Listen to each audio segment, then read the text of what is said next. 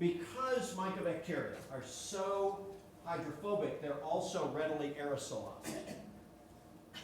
This hydrophobic surface is a big determinant of what these little kids do and where they wander around.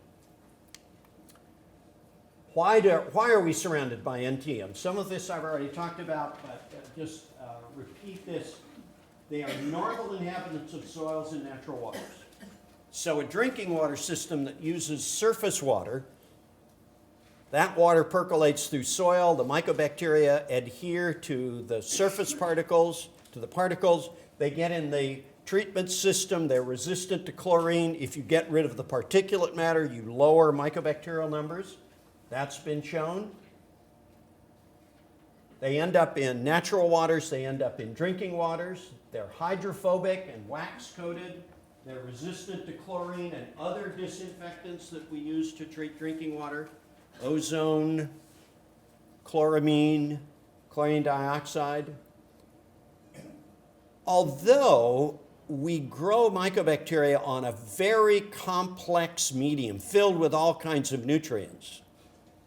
And that's based on the fact that that's how historically Mycobacterium tuberculosis was grown. It's an egg-based medium, but we grow them in a rich medium that doesn't contain egg, but Mycobacteria are perfectly happy on growing on a little bit of organic matter. In microbiology, we refer to these as oligotrophic microorganisms. The concentrations of organic matter in drinking water, treated drinking water, Mycobacteria can grow on those. They also grow on some of the compounds that are left after treatment in drinking water that other organisms don't use. So in a drinking water system, all the competitors are killed off, and the organic matter that's left is actually preferred by the mycobacteria. Mycobacteria are not washed out of a flowing system. They grow very slowly. They double once every day. That's a slow growth rate among microorganisms. E. coli doubles every 20 minutes. So these guys are really sluggish and slow. How do they survive in a flowing system?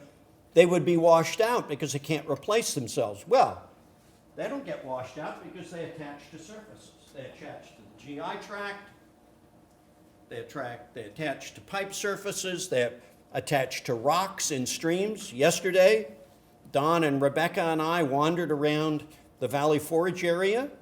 We didn't fall in the water. We came close to it.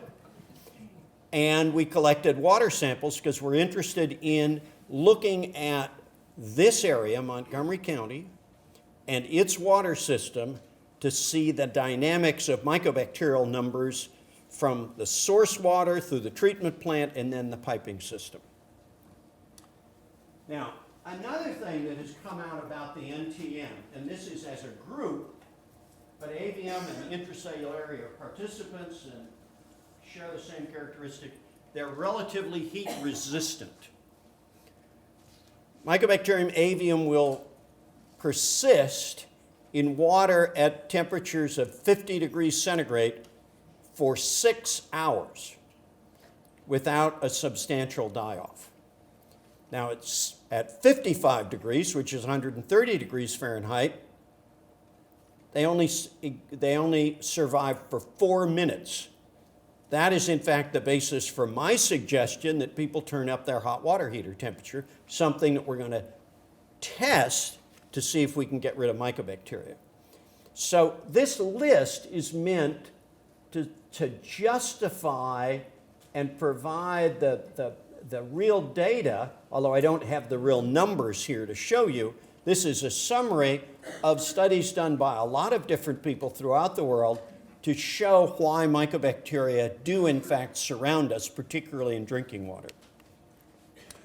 So what do we have in terms of a life cycle of NTM?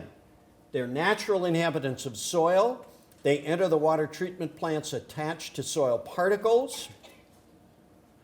They survive disinfectant. They are actually resistant. They are 100 times more resistant to chlorine than E. coli.